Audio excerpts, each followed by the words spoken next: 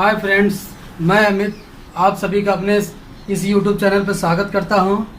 और आज आपके लिए एक बहुत ही अच्छी वीडियो लेकर आया हूं जो कि आपके डिप्लोमा इलेक्ट्रिकल फर्स्ट ईयर का सिलेबस है, जो जिसका नाम है इलेक्ट्रॉनिक्स फर्स्ट, जिसको हम एनालॉग के नाम से भी जानते हैं। तो आज चलिए हम इसी को देखते हैं। और आज आपका पहला लेक्चर स्टार्ट होने वाला है, और जिसमें हम आप पहले दिन आप थोड़ा सिलेबस के बारे में इसको देखेंगे और थोड़ा बहुत ये सेमीकंडक्टर फिजिक्स चैप्टर स्टार्ट करेंगे, जिसमें कंडक्टर, सेमीकंडक्टर, इंसुलेटर के बारे में थोड़ा जानकारी लेंगे। पहले मैं आप सभी को थोड़ा सिलेबस के बारे में बता देता हूँ, क्या क्या सिलेबस है इलेक्ट्रॉनिक्स में जिसको आपको पढ़ना है। तो आपका जो पहला जो टॉपिक है जिसमें आता है इंट्रोडक्शन ऑफ इलेक्ट्रॉनिक्स, आप देख पा रहे होंगे।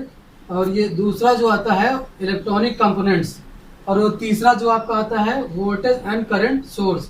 आपका चौथा चैप्टर स्टार्ट होता है जिसको आज हमने स्टार्ट किया है सेमीकंडक्टर फिजिक्स। और आपका पांचवा चैप्टर है सेमीकंडक्टर डायोड। और आपका छठा चैप्टर आता है ट्रांजिस्टर। और सातवां चैप्टर आता है आपका transistor biasing and stabilisation of operating point. आपका आठवां चैप्टर आता है सिंगल स्टेज ट्रांजिस्टर। और नौवां चैप्टर आता है आपका फील्ड इफेक्ट ट्रांजिस्टर, इसको कहते हैं FET। उसके बाद आपका लास्ट जो चैप्टर आता है इंटीग्रेटेड इलेक्ट्रॉनिक, जिसको हम लोग IC के नाम से भी जानते हैं। तो ये रहा आप सबका सिलेबस जो हम लोग को पढ़ना है। ये फर्स्ट ईयर का सिलेबस है, और इसमें जब बच्चे फर्स्ट ईयर में जाते हैं तो उनको थोड़ी बहुत प्रॉब्लम होती है टेक्निकल सब्जेक्ट में खास तौर पे। इसलिए मैंने कहते हैं पहले इलेक्ट्रॉनिक्स को स्टार्ट किया है। इसमें आपका एक टेक्निकल सब्जेक्ट और मिलेगा जिसका नाम है BEE। ये भी बहुत जल्द स्टार्ट करेंगे, इलेक्ट्रॉनिक्स स्टार्ट करने चल रहे हैं। तो देखिए, इसमें शुरुआत में पहले चैप्टर जो introduction of electronics, electronic components, voltage and current source, इसमें बेसिक चीज़ें हैं, ज़्यादा चीज़ें नहीं हैं। ये मैं आपको बाद में बता दूंगा। लेकिन जो आपका मोस्ट इम्पॉर्टेंट जो चैप्टर है सेमीकंडक्टर फिजिक्स, उसको आज मैं स्टार्ट करने चल रहा हूँ। तो आप लोग मेरे साथ बने रहिए और देखिए अच्छे से। तो ये आज जो आपका टॉपिक है सेमीकंडक्टर फिजिक्स, इसी को मैंने इसलिए आज किया है इसलिए कि आपका जो इलेक्ट्रॉनिक्स का मेन पोर्शन यहीं से स्टार्ट होता है। आप सेमीकंडक्टर फिजिक्स के बाद सेमीकंडक्टर डायोड पढ़ेंगे, तब भी आपको इस चैप्टर की जरूरत पड़ेगी। ये चैप्टर ये कह सकते हैं कि जो आप आगे के चैप्टर जो इम्पोर्टेंट है इसको पढ़ेंगे, उसके लिए ये चैप्टर का बेस है। इसलिए मैंने इसी चैप्टर को लिया है, और बच्चों को ज़्यादातर दिक्कत इसी में आती है। इसीलिए आज हम लोग चलते हैं, अपना पहला लेक्चर पढ़ते हैं सेमीकंडक्टर फिजिक्स, जिसमें हम लोग देखेंगे कि जो हमारे कहते हैं इन्वायरमेंट में तरह तरह के मटेरियल होते हैं, उनको हम लोग 3 भागों में कंडक्टिविटी के आधार पर मुख्यतः 3 भागों में बांटते हैं। पहला हो जाता है आपका कंडक्टर, दूसरा हो गया सेमीकंडक्टर, इंसुलेटर। यहीं से आपका चैप्टर का जो बेस है वहीं से स्टार्ट होता है। तो चलिए आज मैं आपको थोड़ा सा जानकारी देता हूँ क्या होते हैं कंडक्टर, सेमीकंडक्टर और इंसुलेटर। तो इसमें जो फर्स्ट पॉइंट है आपका, जो इसमें होते हैं नंबर ऑफ फ्री इलेक्ट्रॉन, दूसरा हो गया रजिस्टिविटी, तीसरा हो गया कंडक्टिविटी, और तीसरा हो गया जो करंट कंडक्शन होता है। पहला क्या हो गया, नंबर ऑफ फ्री इलेक्ट्रॉन्स। आप देखा होगा, आपने सुना भी होगा कि जो कंडक्टर होते हैं इसमें मुक्त इलेक्ट्रॉन की संख्या बहुत अधिक होती है, ये कह सकते हैं वेरी हाई। इसमें नंबर ऑफ फ्री इलेक्ट्रॉन की संख्या बहुत अधिक होती है। अब इसी भी तुलना कर लेते हैं सेमीकंडक्टर में, तो इसमें वो बहुत कम होते हैं, मतलब सामान्य ताप या रूम टेम्परेचर कह सकते हैं, बहुत कम इलेक्ट्रॉन्स होते हैं। और इसमें एक पॉइंट और भी इम्पोर्टेंट है कि परम शून्य ताप पर, एट एब्सोल्यूट जीरो टेम्परेचर, जो उनकी कंडक्टिविटी होती है वो शून्य होती है। ये क्वेश्चन एग्जाम में पूछा भी जाता है। और तीसरा आपका हो गया इंसुलेटर। इंसुलेटर में जो इलेक्ट्रॉन्स होते हैं वो कहते हैं अबाउट जीरो होते हैं, या कह सकते हैं नगण्य होते हैं। उसके बाद बात करते हैं रजिस्टिविटी है। अब देखिए, जिसमें नंबर ऑफ इलेक्ट्रॉन जितना ही ज़्यादा होंगे उसकी रजिस्टिविटी उतना ही कम होगी, क्या हो जाएगी, वेरी लेस। तो उसमें कहते हैं सेमीकंडक्टर, ये इन दोनों के कह सकते हैं बीच का होता है, इंसुलेटर और कंडक्टर। तो इसका कह सकते हैं हम लेस कह सकते हैं। और इसमें इंसुलेटर में क्या होता है, नंबर ऑफ इलेक्ट्रॉन बहुत कम होते हैं, इसकी कंडक्टिविटी क्या हो जाएगी, वेरी, रजिस्टिविटी क्या हो जाएगी, वेरी हाई।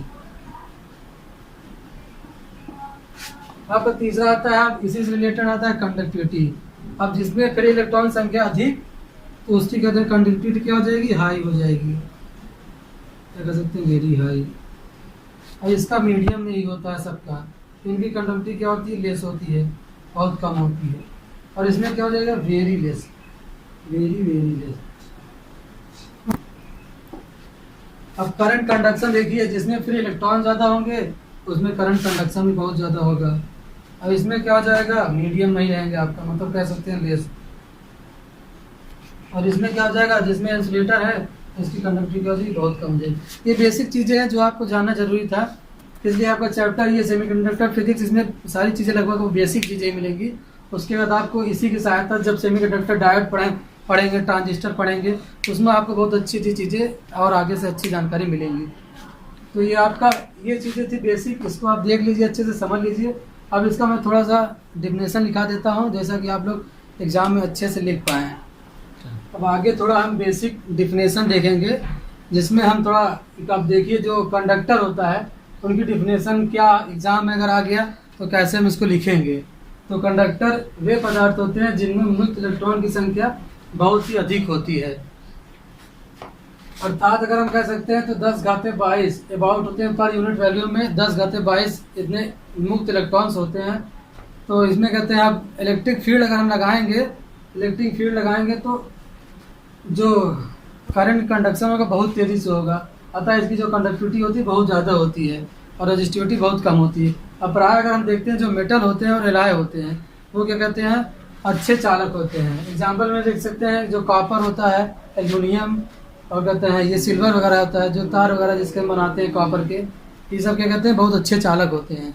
अब बात करते हैं हम इंसुलेटर की। इंसुलेटर वे पदार्थ होते हैं जिसमें मुक्त इलेक्ट्रॉन की संख्या बहुत कम होती है, तो इनकी रजिस्टिविटी क्या होती है, बहुत ज़्यादा हाई होती है।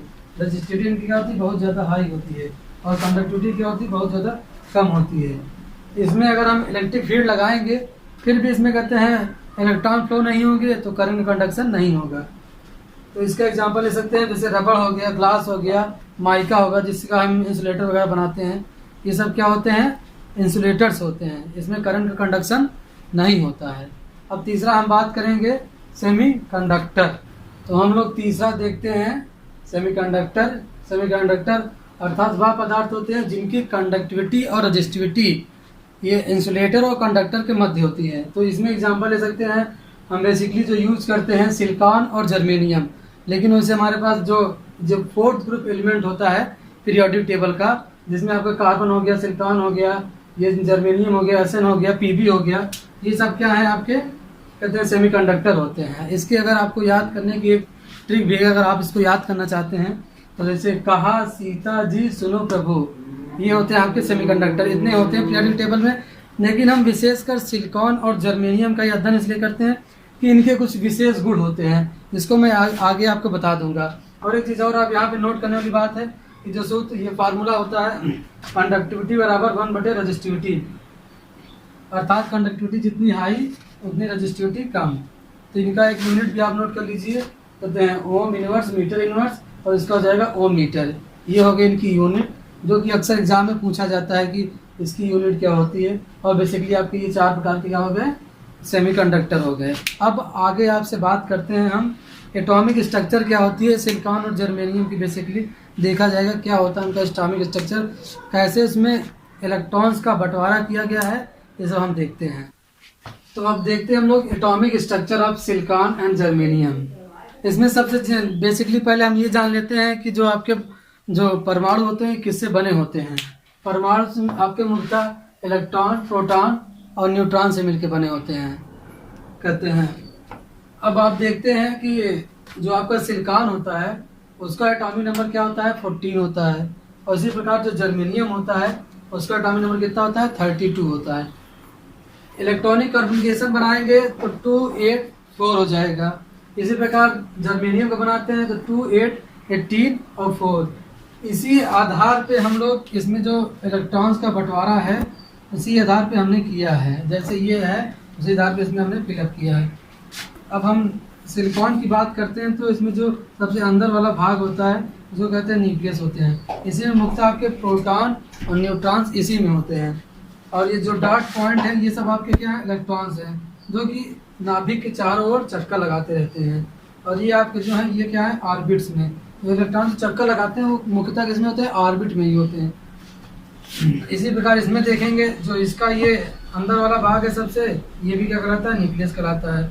इसमें भी इलेक्ट्रॉन्स होते हैं। अब देखिए जो इसमें 2 इलेक्ट्रॉन्स है तो इसमें 2 इलेक्ट्रॉन, ये 8 इलेक्ट्रॉन्स है तो इसमें 1 2 3 4 5 6 7 8 इलेक्ट्रॉन्स हैं। इसी प्रकार ये 18 इसमें भराएंगे, फिर उसके 4 भराएंगे। हम ये भी देखते हैं कि इसकी अब जो वैलेंस सेल है ये होता है बाय कोष, जिसको कहते हैं बाय कोष। इसमें क्या होते हैं, नंबर ऑफ इलेक्ट्रॉन्स क्या होते हैं, 4 कहते हैं। कितने होते हैं, 4 इलेक्ट्रॉन्स होते हैं। हमने ये बताया ये क्या थे, आपके ऑर्बिट्स थे। ये सब क्या थे, ये आपके थे ऑर्बिट्स थे। आगे हम देखेंगे कैसे इसमें डोपिंग करके इसकी कंडक्टिविटी को बढ़ाते हैं। अब आप थोड़ा सा देख लेते हैं कि इसके क्रिस्टल स्ट्रक्चर ऑफ सिलिकॉन, इसका जो क्रिस्टल स्ट्रक्चर है वो कैसा बनेगा। तो हम देखते हैं कि अभी मैंने जो बताया इसके जो बाह्य कोष में कितने होते हैं, 4 इलेक्ट्रॉन्स होते हैं। सभी के बाह्य कोष में क्या होते हैं, इसके बाह्य कोष में कितने हो जाएंगे, 4 इलेक्ट्रॉन्स हैं, ये सेमीकंडक्टर्स हैं। तो अब हम लोग ने सिलिकॉन का क्रिस्टल स्ट्रक्चर बनाया है, ये सब सारे सिलिकॉन्स हैं। तो आप देखेंगे इसके बाह्य कोष में हमने 4 इलेक्ट्रॉन दिखाया, 1 2 3 4, ऐसे इसको बोलेंगे 1 2 3 4, 1 2 3 4, 1 2 3 4, मतलब 4 4 सभी में है। अब देखिए इसमें जो बॉन्ड बनता है, इसमें कोवैलेंट बॉन्ड का फॉर्मेशन होता है। कोवैलेंट बॉन्ड का फॉर्मेशन होता है, अर्थात इसमें जो बंध बनता है वो साझेदारी से बनता है। अब देखिए जैसे ये, अब इस सिलिकॉन को आप ले लीजिए, इसका ये देखिए 1 2 3 4 इलेक्ट्रॉन है, और इसके जो पड़ोस के इलेक्ट्रॉन्स हैं, जिससे एक इलेक्ट्रॉन इससे लिया, शेयर किया, एक इलेक्ट्रॉन इससे, एक इलेक्ट्रॉन इससे, एक इलेक्ट्रॉन इससे। अब देखिए इसका जो है, अब देखिए इसके में क्या होते हैं, 8 इलेक्ट्रॉन पूरे हो गए हैं। अब ये करता है कि वो अपना स्टेबल होने चाहते हैं। तो अब हम लोग को उसमें ज़्यादा पढ़ना नहीं है, तो हम लोग सिर्फ इतना देखेंगे कि इसकी स्ट्रक्चर कैसी बनी है।